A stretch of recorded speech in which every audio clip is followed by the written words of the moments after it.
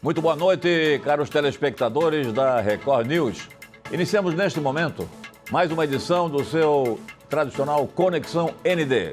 Hoje, um convidado muito especial. Estamos recebendo a visita do promotor de justiça aqui de Santa Catarina, coordenador do Centro de Apoio aos Direitos Humanos, Dr. Douglas Roberto Martins. Ele é natural de Itajaí, mas há muitos anos vivendo em Florianópolis, onde estudou, se formou. É bacharel em Direito pela Universidade Federal, mestre em Ciência Jurídica pela Univale e promotor de justiça desde 2012, portanto há 10 anos. Mas desde 1998 ele trabalha no Ministério Público de Santa Catarina, onde iniciou como estagiário. E tem uma história realmente bastante interessante, rica, dessa sua trajetória profissional dentro do Ministério Público de Santa Catarina. Doutor Sandro Ricardo Souza, promotor de justiça, colega do doutor Douglas, foi quem penetrou uma ação na última semana e com uma imediata decisão da juíza da Vara da Infância, a doutora Brigitte Remor Souza Maia. Doutor Douglas Martins, seja muito bem-vindo, muito boa noite. Prazer recebê-lo aqui no Conexão ND. Muito obrigado, Marcelo. Muito boa noite, é um prazer estar aqui com o senhor. Bom, o assunto, tratando-se do Ministério Público e dessa decisão da juíza aqui da infância e da adolescência, é a questão da crise grave vivida neste período em Santa Catarina, mas também agravado muito em Florianópolis, com a falta de leitos de UTI pediátrica e UTI neonatal na rede pública de Santa Catarina. E a juíza, um fato inclusive inédito, doutor Douglas, horas depois de ela ter recebido a ação, ela já decidiu pela concessão da liminar e determinando ao governo que tomasse providências em relação à necessidade de garantir o atendimento das crianças, porque várias crianças morreram exatamente em função da falta de atendimento. A pergunta objetiva, a sentença já está sendo cumprida? Nós não temos até esse momento notícia de descumprimento da sentença. O Estado foi intimado na sexta-feira. Ele deve começar a apresentar relatórios diários, 2 vezes por dia, pela manhã e pela noite, nominal, com todas as crianças que aguardam por um leito, seja um leito de enfermaria, seja um leito de UTI. E a partir desse momento nós vamos ter condição de conferir essas relações a cada período para avaliar se alguma criança permaneceu aguardando por uma vaga por mais de 12 horas. Até este momento, as notícias que nós temos, ou a forma de avaliar o descumprimento, é com alguma pessoa nos procurando, buscando, a sociedade nos buscando para comunicar que alguém está aguardando há mais de 12 horas na fila. E até este momento nós não tivemos notícia de nenhuma situação concreta. Independentemente desta avaliação, o senhor informou que a partir de amanhã é que o governo tem a obrigação de apresentar esse relatório, é isso? Exatamente. A partir de amanhã, pela manhã, ele inicia a apresentação desses relatórios. O relatório é só em relação à crise vivida pelo Hospital Infantil Joana de Guzmão em Florianópolis ou o Estado de Santa Catarina? Não, o Estado inteiro. A decisão ela tem abrangência em todo o Estado de Santa Catarina para que o Estado garanta, imediatamente ou no prazo máximo de 12 horas, vagas em leitos de enfermaria ou de UTI que sejam solicitados por equipe médica para crianças ou recém-nascidos aqui no nosso Estado. E se esse descumprimento acontecer em qualquer região do Estado, as crianças e os adolescentes estão garantidos e assegurados por essa decisão. Até onde o senhor tem informações do cenário estadual? Depois que houve a decisão da juíza Brigitte Remor Souza Maia aqui em Florianópolis, a situação agravou-se, está estabilizada ou melhorou? A situação tem se estabilizado, ela está estável. Pelos relatórios que eu acompanhei hoje pela manhã, um relatório das 11 horas da manhã, nós temos 100% de ocupação em UTIs pediátricas e neonatais em praticamente todo o estado. Nós só temos 3 vagas de UTI neonatal na região do Médio e Alto Vale do Itajaí e algumas vagas na região Nordeste, na região da Foz do Rio e na região da Serra para UTI pediátrica. Isso em torno de 3 vagas na região da Foz do Rio Itajaí, 5 vagas na região Nordeste e 1 vaga na região da Serra. Essa situação toda é muito dinâmica, isso da manhã até a noite, essa situação vai se alterando, né? As vagas vão se modificando, algumas crianças vão tendo alta, outras vão necessitando, enfim, é um cenário muito dinâmico. E as filas de espera apontam hoje, no dia de hoje, 7 crianças aguardando por leitos entre neonatal e pediátrico, isso a relação de hoje pela manhã.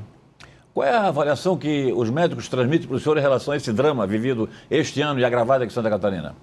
O que eles nos reportam, e nós estivemos na última quarta-feira ali no Hospital Infantil Joana de Guzmão conversando com a equipe médica, com os profissionais ali do hospital, e para conhecer de perto a realidade que eles estavam vivenciando, é de que nós temos um cenário que foge ao que era visto até então, né? Inclusive antes da pandemia. As doenças respiratórias sempre aconteceram nesse período de inverno, são doenças sazonais e sempre há um agravamento, um aumento da procura por leitos de UTI, por internações e dentro dos pronto atendimentos nesse período do ano. Porém, houve uma peculiaridade que desde o mês de novembro, dezembro e janeiro, já foi percebida um aumento na procura, fugindo dessa sazonalidade normal. Normalmente esses vírus respiratórios, essas gripes, surgem no inverno. E já nesse período houve um aumento do atendimento bastante atípico na emergência do Hospital Infantil Joana de Guzmão, com 6, 7 mil crianças sendo atendidas por mês por conta de síndrome respiratória. Só que não estavam evoluindo para um quadro grave como tem acontecido mais recentemente. Fevereiro e março a situação deu uma certa estabilidade, e a partir de abril aí sim aumentou novamente porém dessa vez com as crianças agravando e necessitando de internação, gerando toda essa sobrecarga aqui no estado. Pelas informações que chegam lá no Centro de Apoio aos Direitos Humanos a respeito dessa situação, esse fato novo, com esse agravamento, né, da falta de leite de UTI para neonatal e pediátrico é uma coisa realmente surpreendente. Faltou previsão do governo do estado. O agravamento se dá porque nós tivemos a pandemia e muitos pais deixaram de vacinar os filhos em relação a doença respiratória ou outras doenças, não? Como qualquer crise nessa proporção, ela acaba sendo multifatorial, né? Então, algumas circunstâncias são apontadas. Essas circunstâncias da vacinação, sem sombra de dúvida, contribui imensamente para o quadro que a gente vivencia hoje. Infelizmente, discursos a respeito das vacinas acabaram propagando, são discursos até, de certa forma, criminosos, porque colocam medo, incutem medo e desmobilizam uma estratégia que já vem avançando aqui no país há décadas, né? Há quase um século, a vacinação tem salvado vidas em relação a várias doenças. E hoje nós temos coberturas vacinais muito baixas, mesmo de doenças que já estavam erradicadas aqui no país. Poliomielite, sarampo, tríplice viral e, neste momento, principalmente a vacina da influenza, a vacina da gripe. Segundo os dados que o Estado divulga, cerca de 30% das crianças foram vacinadas contra a influenza. E aí, por consequência, tem esses quadros respiratórios mais agravados. Um outro fator que é apontado é o fato de crianças que nasceram durante o período de pandemia e durante todos esses últimos 2 anos estiveram mais protegidas desses vírus, estão agora voltando a circular, voltando a ter contato com as pessoas e contato com esses vírus todas ao mesmo tempo. Então, aqueles adoecimentos que aconteceriam ao longo desses 2 anos estão concentrando nesse período com maior gravidade por conta desse inverno estar sendo menos protegido, né? E aí outros fatores, a falta de UTIs neonatais, ela é histórica aqui no estado, principalmente em algumas regiões. Nós temos inclusive uma decisão recente relacionada à comarca de São Miguel do Oeste, de uma ação que foi ajuizada em 2019, postulando a instalação de 7 leitos de UTI neonatal no Hospital Terezinha Gaio Basso, lá em São Miguel do Oeste. O que é só uma demonstração do quanto esse problema não é pontual e ocasional de agora. Ele já é histórico, essa falta de estrutura, ela já vem de algum tempo. E eu tenho registro de que iniciativas do Ministério Público e seus colegas já tiveram sucesso também. Balneário Camboriú, em Chapecó e o senhor tem a última notícia de Tubarão também. Tubarão, exatamente. Essa situação, como havia mencionado, ela vem grave desde o mês de abril. E algumas promotorias já vinham acompanhando a situação regional. Ocasionalmente, algumas regiões foram se tornando mais críticas em alguns momentos e essa situação foi oscilando. Então, nos momentos em que, nas regiões de Chapecó e Balneário Camboriú, a crise se agravou, isso ainda no mês de junho, as promotorias de lá agiram para garantir justamente a oferta de vagas para crianças e recém-nascidos naquelas comarcas. Houve decisões liminares nas 2 ações, tanto em Balneário Camboriú quanto em Chapecó, concedendo a liminar para que o Estado garantisse a vaga para essas crianças e para esses recém-nascidos. E agora, mais recentemente, um comunicado do Hospital Nossa Senhora da Conceição de Tubarão, de que havia uma sobrecarga e 4 gestantes estavam aguardando para transferência, além de 4 recém-nascidos, aguardando vagas de UTI. Também foi ajuizada uma ação para garantir essas vagas e também garantir que não houvesse o fechamento do atendimento à população. Quer dizer, 4 gestantes aí, Tubarão? Isso, eram e 4 aí, gestantes. não tem leito do neonatal? O pediatra o que faz? São transferidas? Precisam ser transferidas ou para outras regiões do estado que tenham esses leitos. Como eu mencionei, neste momento algumas regiões têm uma sobrecarga um pouco menor, né? A região Nordeste, a região da Foz do Rio Itajaí e o Médio Vale, ou inclusive recorrer à rede privada, que tem também a disponibilidade de leitos e pode eventualmente ofertar para o SUS. É uma boa, estava na minha pauta, mas isso me leva a levantar essa questão. Quer dizer, quando aqui em Florianópolis a rede pública está realmente com superlotação, como aconteceu no infantil, não seria o caso do governo imediatamente, já preventivamente, planejadamente, garantir vaga na rede privada? Exatamente. Esse é o objetivo da ação, o pedido da ação é justamente para que essas vagas sejam garantidas, ainda que na rede privada. Ela especifica? Ela especifica que, inclusive, buscando esses leitos na rede privada, não só aqui da região, que é uma rede bastante limitada também, mas inclusive de outras regiões do estado que têm maior oferta de leitos privados. E a expectativa é de que haja essa providência por parte do governo, porque de dia para a noite o governo não vai ampliar os leitos de UTI neonatal e pediátrico no infantil Joana do Guzmão, de acordo? Exato, claro. O Estado até tem um planejamento, ele apresentou um planejamento de ampliação de leitos que vai até o final do mês de agosto. O decreto de emergência já tem 45 dias que foi publicado, mas esse processo tem sido bastante lento, né? São 3 meses para criar um leito de UTI. Então, só com o que a rede pública está sendo redimensionada, não tem sido suficiente para assegurar o direito à saúde dessas crianças. Então, é preciso buscar a rede privada. Doutor, uma curiosidade.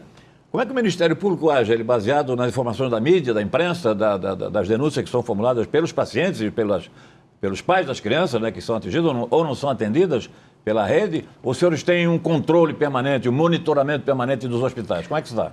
Não só... eu acho que todo esse conjunto de fatores acaba sendo ponderado e considerado no momento de tomar uma decisão. Mas o Ministério Público tem painéis de Business Intelligence, BIs, que são construídos a partir dos sistemas da Secretaria de Estado de Saúde. Um deles, inclusive, é o monitoramento da ocupação dos leitos de UTI em todo o estado, tanto pediátricas, neonatais, quanto UTIs adulto. Nós temos os dados durante 2 períodos do dia, pela manhã às 11 horas e no final do dia, às 18 horas, salvo engano. Esse painel é atualizado com os dados da ocupação daquele momento e nós conseguimos gerar um histórico. E por esse histórico é que é possível identificar em que momento houve o crescimento da procura, o aumento da procura por leitos de UTI e os momentos em que houve uma menor pressão sobre o sistema. Pediátrico e neonatal especificamente, durante todo o ano de 2020, 2021, nós não tivemos altas taxas de ocupação. Isso iniciou agora no mês de abril mesmo. Portanto, o Ministério Público tem um painel visualizando o que acontece em Santa Catarina em relação aos leitos disponíveis ou indisponíveis, é isso? Exato. Em relação aos leitos de UTI e leitos de enfermaria também, a todos os leitos hospitalares do SUS, e uma parte da rede privada também é informada nesse sistema. Aqueles hospitais que atendem tanto o SUS quanto o privado, eles informam também os leitos privados que eles possuem disponíveis. Então, nós temos como monitorar e acompanhar essa ocupação. E o Ministério Público não poderia ter acionado preventivamente o governo do Estado para garantir o atendimento antes de ocorressem essas mortes das crianças? O Ministério Público age conforme as informações nos chegam. As informações começaram a chegar no mês de abril, quando as pessoas começam a procurar informando que há falta de vagas. Esse planejamento, essa análise da rede, esse olhar técnico, né, o Ministério Público faz esse monitoramento olhando para os números brutos, mas quem tem um olhar técnico para avaliar o momento epidemiológico e para prever cenários é a equipe da Secretaria de Estado de Saúde do Governo do Estado. Doutor Douglas Martins, na semana passada, acho que foi segunda-feira, eu recebi alguns vídeos, um deles mostrava uma criança de 4 meses que estava aqui em Florianópolis, não tinha atendimento no hospital infantil, nem nos demais hospitais da cidade, hospital universitário, hospital, enfim, hospital regional, e essa criança teve que ser transferida para a cidade de Joinville.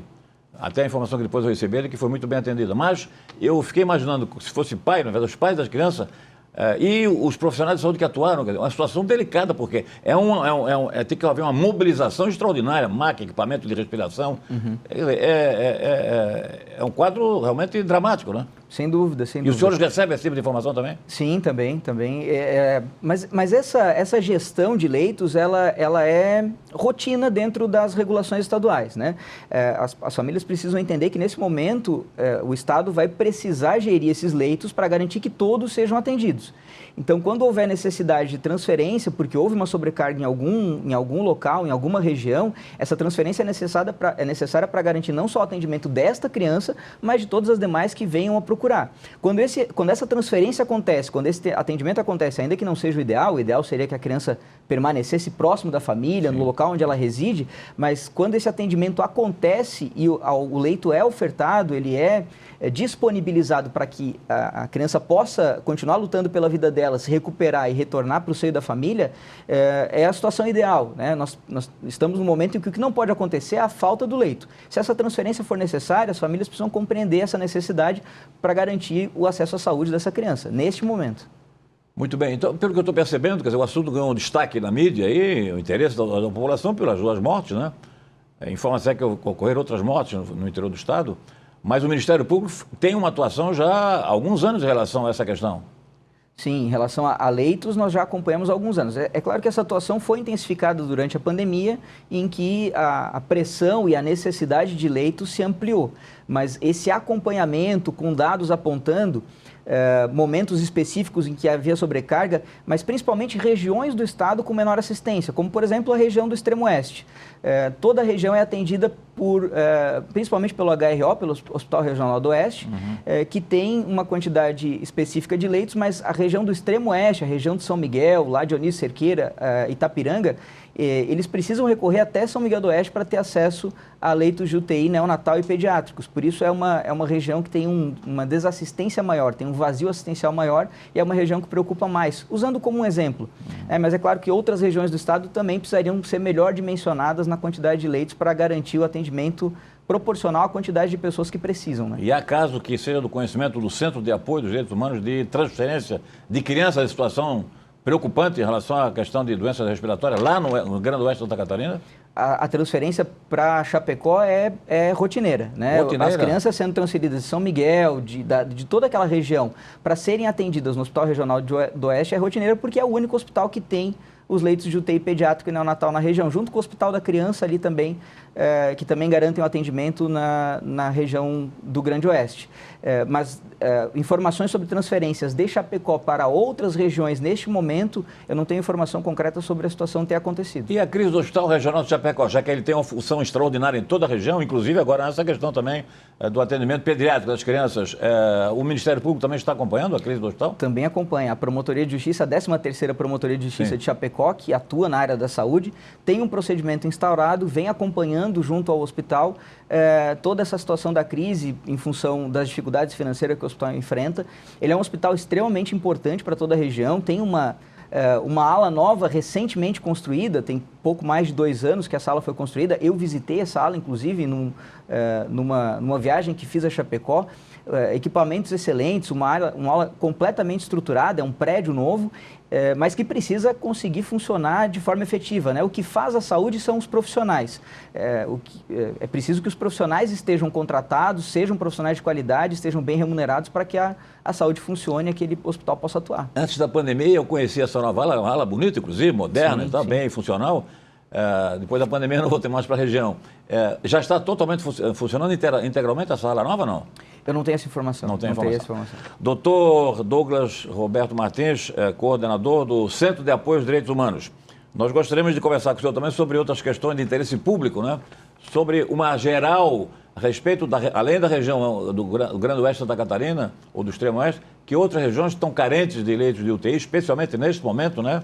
E de outras necessidades na área da assistência hospitalar. Além disso, outros projetos que estão em execução e que são coordenados pelo senhor no Ministério Público de Santa Catarina. Nós vamos então fazer um rápido intervalo comercial e retornamos em seguida com a entrevista com o coordenador do Centro de Apoio aos Direitos Humanos, o promotor de justiça Douglas Roberto Martins. Entrevista que estará disponível na íntegra no portal ND+, e nas redes sociais da internet. Voltamos em seguida, logo após um rápido intervalo comercial. Até já.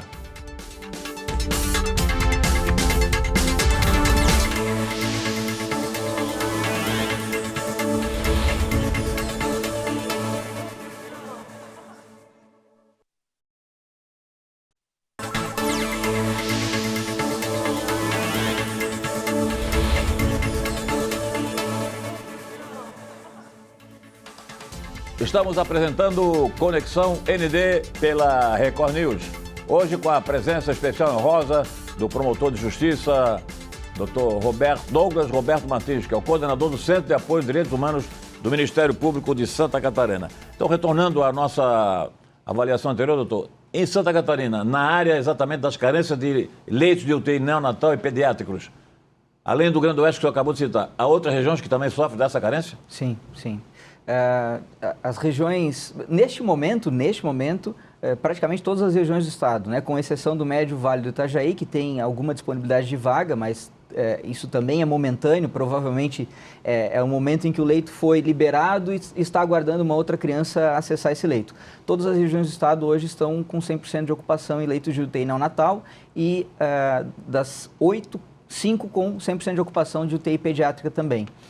Nós temos situações mais preocupantes ou mais graves que têm levado à intervenção do Ministério Público na região de Tubarão, mais recentemente, né? Na sexta-feira da semana passada, uma ação civil pública foi ajuizada, como mencionado, para garantir o atendimento, com a liminar deferida também no mesmo dia, na própria sexta-feira, por se tratar de uma situação extremamente urgente. Sim. E a região de Criciúma, recentemente, também passou pela transferência emergencial de 10 crianças para outros hospitais, outras regiões do estado, em função da insuficiência de leitos, não só de UTI, mas também leitos de enfermaria naquele momento. Foi uma grande operação realizada há cerca de 2 semanas. E pelos estudos e dados que o senhor possui, acompanhando esse processo aí já há mais de 3 anos, isso é consequência do aumento da demanda de doenças respiratórias em crianças? Houve redução do número de leitos, houve estabilização do número de leitos? Qual é a razão desse fenômeno? Na redução do número de leitos, nós não temos nenhuma informação a respeito disso. Perfeito. Até onde a gente sabe, isso não aconteceu. O que houve é uma evolução das necessidades, né? A população cresceu, as demandas aumentaram e a quantidade de leitos não aumentou nessa mesma proporção. E, em especial agora, neste momento, há uma sobrecarga por conta do momento, né? Dessa excepcional situação de uma grande quantidade de crianças sofrendo e de forma grave com doenças respiratórias ao mesmo tempo. Então é uma soma de fatores de uma necessidade histórica que não foi suprida como deveria, com um momento em que nós nos encontramos com uma alta demanda por esses leitos. Doutor, filas de pacientes aguardando, problema dramático em Santa Catarina, não é de hoje, né? Nem do atual governo, mas se agravou também depois da pandemia. A última informação que se tem é 116 mil pacientes, segundo denúncia na Assembleia Legislativa, estão esperando pela realização de cirurgias. Esse assunto também é vinculado à sua coordenação? Sim, também é vinculado à minha coordenação. E daí, doutor, qual é a solução? Nós estamos dialogando com o governo do estado, exigindo providências, exigindo medidas e a apresentação principalmente de um planejamento. Nós fizemos um levantamento desses problemas, apontamos algumas questões, algumas situações e apresentamos esse diagnóstico, digamos assim, para o governo do estado há cerca de 1 mês e meio.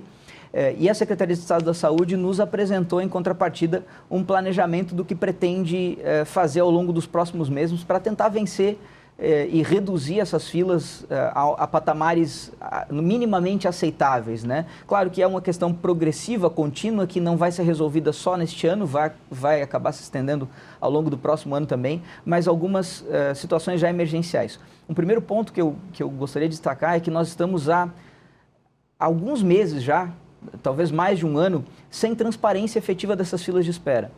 O Estado de Santa Catarina tem um portal, que é o listas de espera do sus.com.sc.gov.br, porém esse portal não vem sendo alimentado de forma adequada. Então hoje o cidadão, ele entra nesse portal, ele vai buscar entender ali qual é a sua posição na fila, quantas pessoas estão aguardando por aquele procedimento, mas ele não encontra a solicitação dele porque o portal não vem sendo alimentado de forma adequada. Ele está lá, está no ar, mas ele não está funcionando como deveria.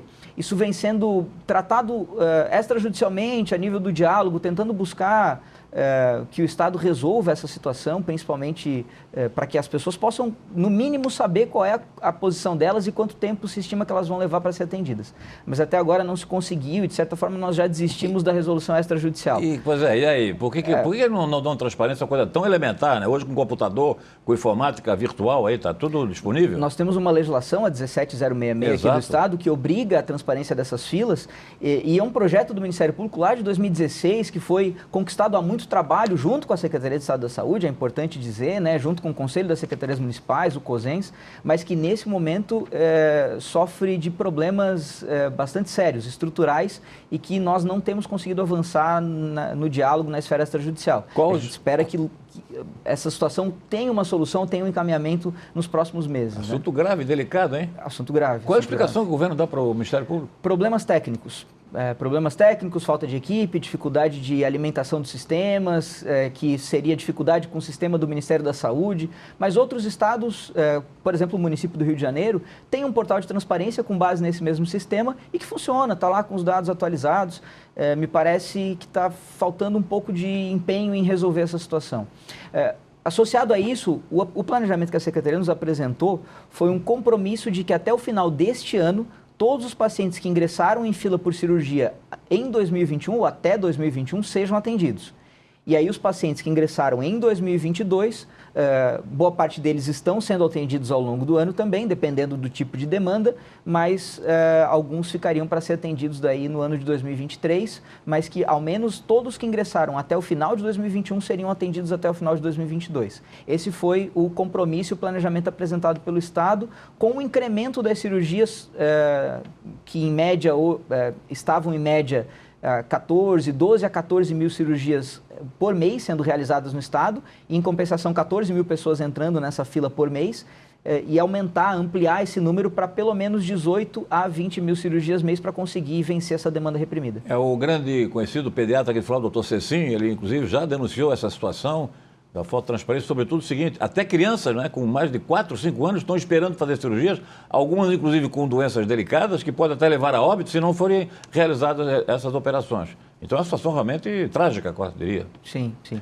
Tem havido empenho, não se pode dizer que não, por parte do governo do Estado, mas falta resolver problemas administrativos que façam com que essas filas sejam de fato vencidas, né? E se está sobrando dinheiro como está mais ou menos escancarado para a opinião pública catarinense, podia contratar também a execução da cirurgia na rede privada, o senhor não acha? Não seria uma alteração de uma... O Estado tem uma rede filantrópica bastante grande, né? Nós temos uma centena de hospitais filantrópicos que desempenham um excelente serviço aqui no Estado. Exatamente. Eles precisam ser utilizados e estimulados a ampliar suas cirurgias para vencer esse problema que nós vivenciamos. Maravilha. Então temos que aguardar a adesão do governo do Estado. A ação judicial não está prevista por enquanto, para exigir essa transparência. Se esse planejamento para a exigência da transparência, nós estamos estudando quais são os próximos passos. Doutor, programas novos do Ministério Público que estão afetos aí à sua coordenadoria do Centro de Apoio aos Direitos Humanos. Por exemplo, eu tomei conhecimento que é um programa especial de saúde mental. Exatamente. A saúde mental é um problema que vem ocupando a agenda do Ministério Público já há bastante tempo. Em especial os casos mais graves, com a falta de CAPs, de Centros de Atenção Psicossocial, em diversos municípios do Estado, né? Mais da metade dos municípios do Estado não são alcançados pelos CAPs, e as altas filas, as grandes filas por atendimento psicológico. Em função dessa demanda que se avolumou também como consequência da pandemia, das Exato. perdas, de todo o sofrimento que esse período nos trouxe, levou o Ministério Público a eleger, conjunto da instituição, os promotores de justiça reunidos, a eleger esse tema como uma das prioridades para o biênio, para esse próximo biênio. E por conta disso nós estamos desenvolvendo um programa que chama Saúde Mental em Rede, com o objetivo de fortalecimento dessas redes de atenção psicossocial, para melhorar o atendimento, ampliar o atendimento do Centro de Atenção Psicossocial e dos atendimentos clínicos de psicologia, e também para ampliar a nossa fiscalização sobre as comunidades terapêuticas que têm crescido aqui no Estado, que têm ofertado trabalho ao próprio governo do Estado, recebendo recursos públicos e precisam seguir alguns critérios para funcionar. Esse atendimento se dá via presencial ou também pode ser via virtual? Até para agilizar o número de pessoas beneficiadas. O atendimento que o senhor diz psicológico? Isso. É possível usar hoje o telepresencial, fazer esse atendimento à distância. É uma alternativa quando o município não consegue profissionais no local, ele buscar contratar esses profissionais fora para um atendimento à distância. Mas o objetivo do nosso programa é junto ao poder público, fazer um diagnóstico de qual é a situação da atenção em saúde mental no município e trabalhar para que essa rede seja ampliada e fortalecida. Bom, tem um outro programa que eu tive conhecimento hoje, programa do Santa Catarina Acessível. A acessibilidade é uma questão realmente muito curiosa, porque pelo que a gente observa, os novos edifícios, os novos empreendimentos, na verdade, eles já estão vindo com acessibilidade, né? acessibilidade física, digamos assim.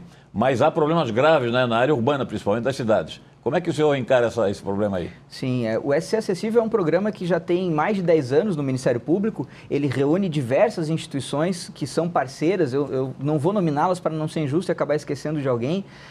Hoje, quem coordena o SC Acessível é a doutora Lia Nara Dalmut, que é coordenadora adjunta ali do Centro de Apoio, promotora de justiça lá de Xanxerê, da região de Xanxerê, e eles vêm trabalhando especificamente este ano na acessibilidade em vias públicas, né? Na construção de um manual para a construção de calçadas acessíveis, né? É um problema que nós temos um acervo histórico gigantesco para resgatar, né? As construções novas hoje são ou deveriam ser acessíveis. É função do poder público exigir que todo projeto, seja de construção ou de reforma, ele garanta acessibilidade plena, acessibilidade total, para que qualquer pessoa não encontre ali uma barreira de acesso. Ela tenha o direito de ir e vir e de acessar esses espaços públicos garantido. Sim. Mas a grande dificuldade é resgatar justamente essas construções antigas, vias públicas que não foram dimensionadas de forma adequada e hoje você tem dificuldade de redimensioná-las, de conciliar o tráfego de veículos com espaço para os pedestres. Então é um desafio muito grande com o qual a gente vem lidando aí em todo o estado.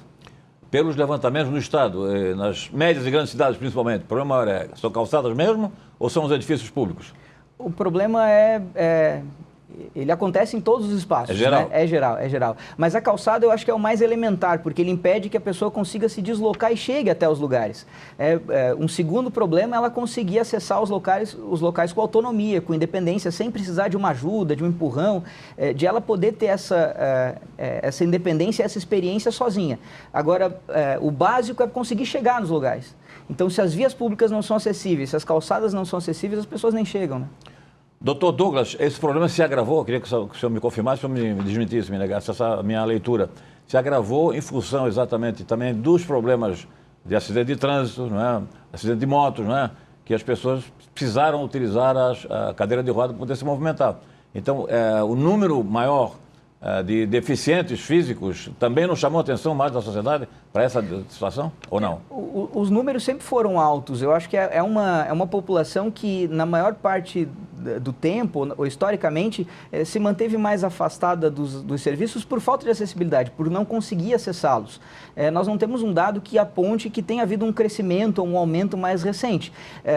Os acidentes de trânsito são, claro, uma das causas de deficiências, mas são multifatoriais. Nós temos que pensar em diversos tipos de deficiência visual, deficiência auditiva, enfim, e garantir acessibilidade para todo esse público. O que talvez nós sempre tivemos foi uma população com dificuldade de acessar os seus direitos, de acessar os espaços urbanos e os espaços públicos, e esse direito tem sido ampliado, as pessoas têm aparecido mais e têm conseguido exercer melhor seu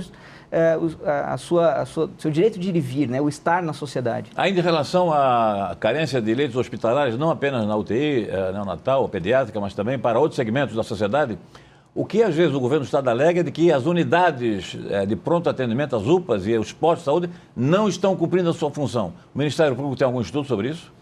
Isso é uma informação que o Ministério Público tem. Nós estamos trabalhando também nesse ponto. As diversas promotorias do estado têm instaurado procedimentos para acompanhar o fortalecimento da atenção primária e das unidades de pronto atendimento. As unidades de pronto atendimento são em municípios maiores, mas há notícia sim de que a falta de pediatras para cobrir todo o horário de funcionamento dessas unidades de pronto atendimento. Isso, por consequência, sobrecarrega a atenção terciária, que são os hospitais. Os pais procuram a UPA, chegam lá, não há um pediatra para atender as crianças e, evidentemente, eles vão procurar um serviço de saúde que tenha um pediatra disponível, que vai ser o hospital, e isso sobrecarrega, principalmente aqui na região da Grande Florianópolis, o Hospital Infantil Joana de Guzmão. Mas também na atenção primária é necessário garantir o acesso ao pediatra para aqueles casos mais complexos que estão em acompanhamento pelos médicos do posto de saúde. Então isso tem sido uma preocupação do Ministério Público, nós temos acompanhado para exigir que os municípios também cumpram o seu papel. O Estado de Santa Catarina, inclusive, descentralizou recursos, encaminhou recursos financeiros, ou está encaminhando para os 295 municípios do estado para que eles possam ampliar esse atendimento e evitar que as crianças agravem e cheguem aos hospitais. Isso também tem sendo acompanhado pelo Ministério Público. E é muito possível que os pais, já sabendo que não têm um pediatra qualificado ou de plantão no posto de saúde, ou na UPA, né? Ele já vai direto para o hospital infantil. É evidente, a gente compreende o pai que toma essa decisão, né? Aqui na região da Grande Florianópolis, especificamente, nós temos esses relatos, a 10ª Promotoria de Justiça, que é do Dr. Sandro Ricardo de Souza, instaurou, tem um procedimento instaurado, solicitou informações da Secretaria Municipal de Saúde a respeito da presença do pediatra nas UPAs, porque as pessoas acabam procurando o Hospital Infantil Joana de Guzmão pela falta desse profissional. Doutor Douglas Martins, obesidade mórbida, um problema também do novo século aí, também está na sua área, não? Ou não chega a ser objeto? Nós não temos nenhum programa específico a respeito disso, mas esse atendimento também é uma função do Estado e, por ser uma função do Estado, é acompanhado ali pelo nosso centro de apoio. E para completar, a questão da saúde mental envolve também a depressão, que é um problema grave também da modernidade? Sim, sim. O objetivo é trabalhar a rede de saúde mental para que ela possa dar atendimento a todas as demandas. Mas talvez a demanda que nós mais verificamos ou que mais sentimos na Promotoria de Justiça também são os transtornos decorrentes do uso de álcool e outras drogas. Esse é um problema bastante generalizado. Agora, para encerrar mesmo, temos 1 minuto e meio para o senhor levar alguma outra informação ou a sua despedida. Bom, eu agradeço a oportunidade de estar aqui conversando a respeito dessa situação.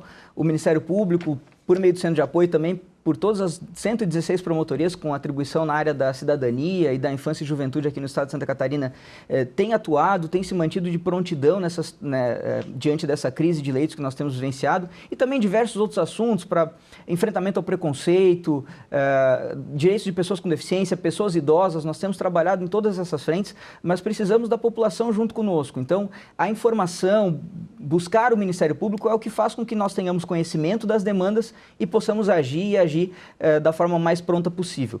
Então, especificamente nessas situações de leitos, o último recado é para deixar o Ministério Público à disposição para que as pessoas, quando tiverem a necessidade, se tiverem o direito negado, procurem a Promotoria de Justiça da comarca, procurem os nossos telefones de plantão no site do Ministério Público, que é o www.mpsc.mp.br, que nós vamos atender, nós vamos procurar agir e atuar para garantir o direito dessas crianças. Essas ações são inéditas da história de Santa Catarina e do Ministério Público, né?